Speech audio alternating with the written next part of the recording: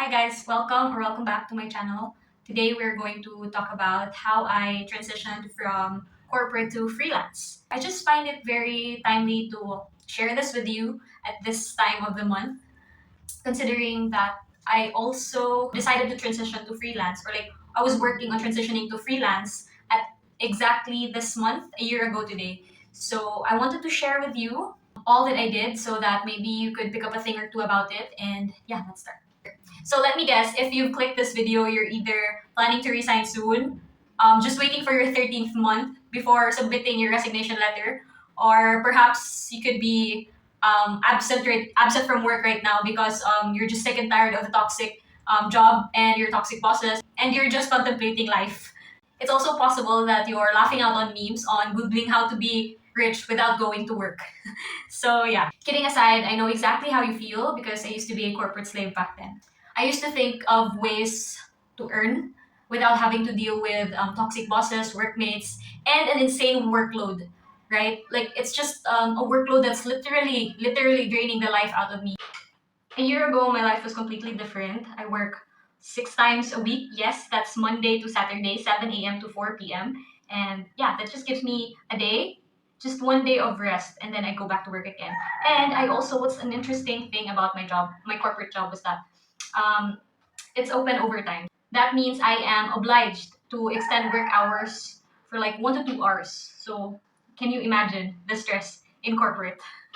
So it's just going to be two things. Your corporate job could either be less stressful than mine or more tiring than mine. But either way, it's more than enough reason to quit corporate already. When you're at that point in your corporate job, I know it's not easy. I've been in your shoes for sure. And I know it's not easy to decide on whether or not it's finally time to leave.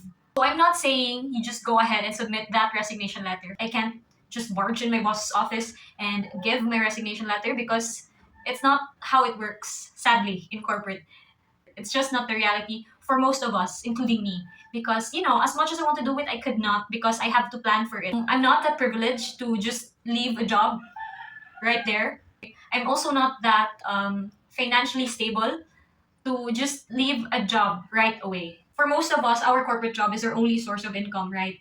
So if you quit abruptly and just for the sake of shoving it in your boss's face that you quit, it's not that practical.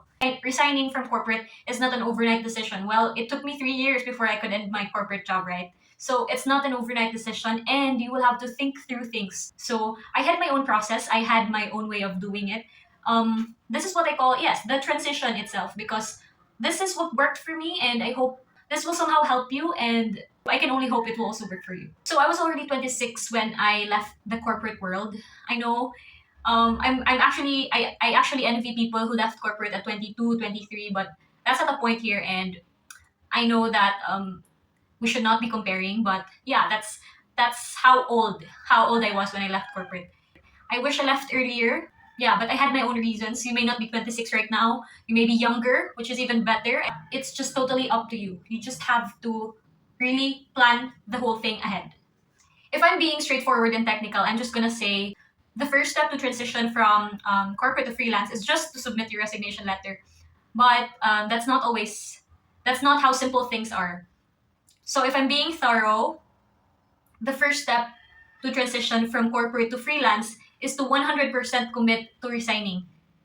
I made a firm decision to resign, and everything will just follow if you 100% commit to it. If you ask me what were the signs that I was already 100% committed to resigning, I'm so sure, I was certain that at this point it was already non-negotiable. I've attempted to resign so many times that my boss would always propose to give me a raise, would promise me that my workload will be lessened or something of that sort. Like, the shiny things in corporate. Maybe others will also disguise it as a promotion or a new office, something like that. But in my case, it was, lessening my workload. So when I came to this point that my resignation was no longer, was already non-negotiable, it hit me that I'm done with temporary dopamine. You can't bribe me with a raise or whatever shiny things there are in corporate. I was just done with it and I just wanted to resign. So you know that feeling. You will know that feeling. At some point, there will be a constant push and pull between your decision to resign and not, because in your mind you will think about, wow, the raise will be good, or what if I'll get promoted and this is what I'll get, blah blah blah. But always remember that those are temporary, and you're not, yeah, at least based on my experience in corporate, you're not really that special to them.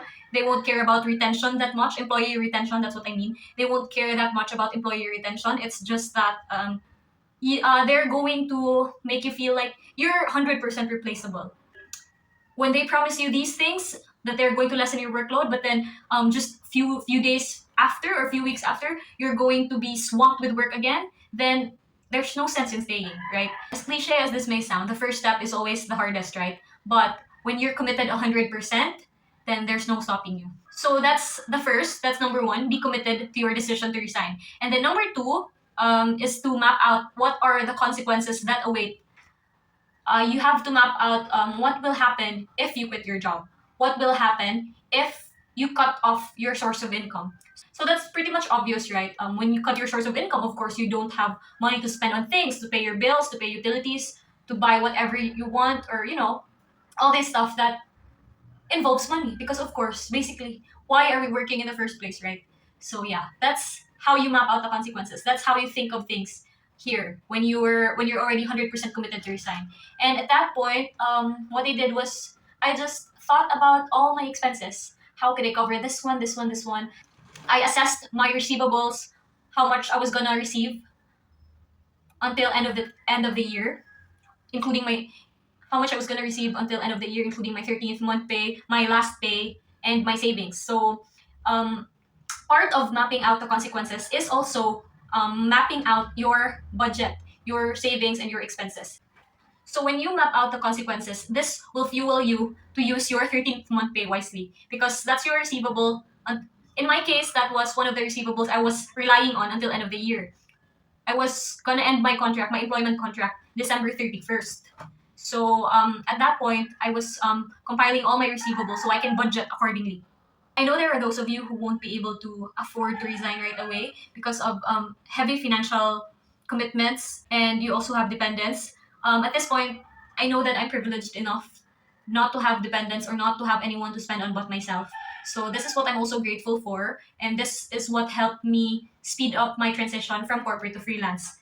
For those of you who want to transition from corporate to freelance but have heavy financial commitments, I'm not a financial advisor or some sort, but you have to have at least 2 to 3 months worth of savings, worth of income from your previous corporate job to be able to smoothly transition to freelance. Getting out of corporate is a major life decision, and I suggest that it's necessary that you think about it in different perspectives and really think through it. So, in my case, my receivables were my 13th month pay and my last pay. This is where I tell you it's so important to spend your 13th month pay wisely. I think it it's self-explanatory why, but I want to emphasize that in it helped me a lot when I transitioned from corporate to freelance, because a huge part of my 13th month pay, I invested it in a freelance course. This is the major this is the major part of my transition.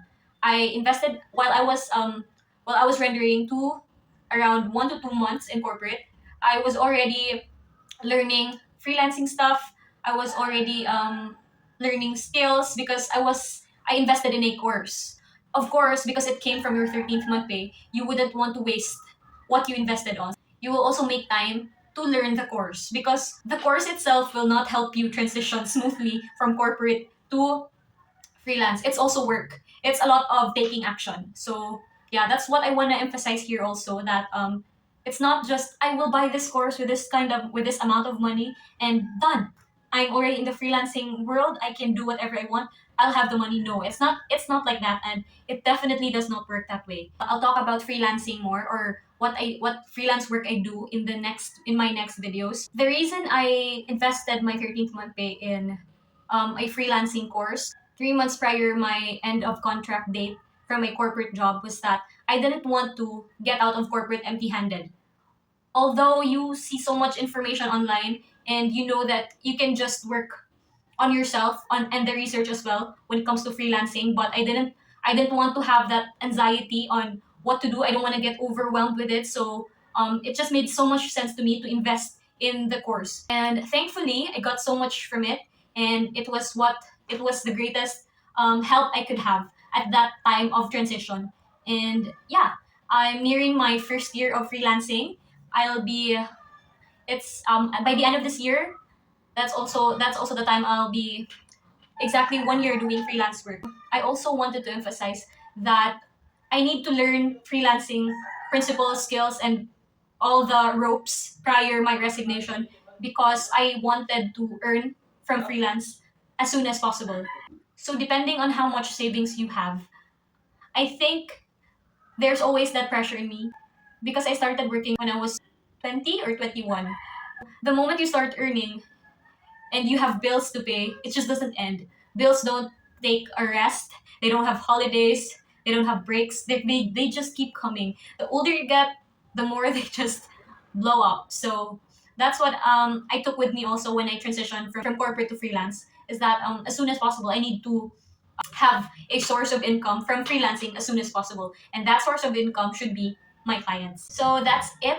Let me give you a summary. First, commit to resigning. Commit to your resignation 100%. And then two, map out the consequences of your resignation. This should fuel how you budget your 13th month pay.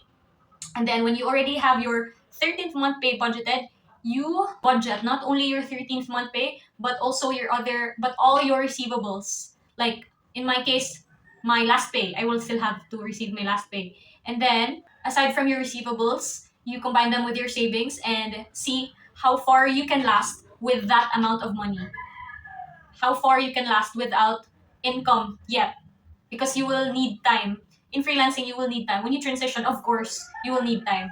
And that savings and receivables that you have on hand will be a lot of help to you when you're just working your way through freelancing. And then fifth, you learn the ropes of freelancing beforehand. Like, don't get out of corporate empty-handed. You have to learn something. You have to know something about freelance before you just jump right in. Unless you're so privileged that you will have the luxury of time after you get out of corporate, then I highly suggest you learn the ropes first. I'm actually planning to create a separate video on how much I earned on my first year of freelancing, but it's not yet end of December, and I want to compute everything I got up to the last centavo. So yeah, so my freelance income will be completed by end of December, of course. So this video is probably gonna come out first thing 2023. In the meantime, I'm giving away a free resignation letter template. The link of the Google Doc is in the description box below. As an ex-corporate slave, I've always been an advocate of people quitting corporate ever since. And I don't know if it's a good thing or a bad thing, but every time someone asks me to write their resignation letter for them or asks for a template of a resignation letter, I always give it out to anyone freely without anything in return at all. I'd be glad to help you get out of the rat race as soon as possible. So that's why I'm also giving it out to you guys who are watching this video so that you can take your first step to getting out of the rat race. Thanks for watching this far, guys. See you next time. Bye.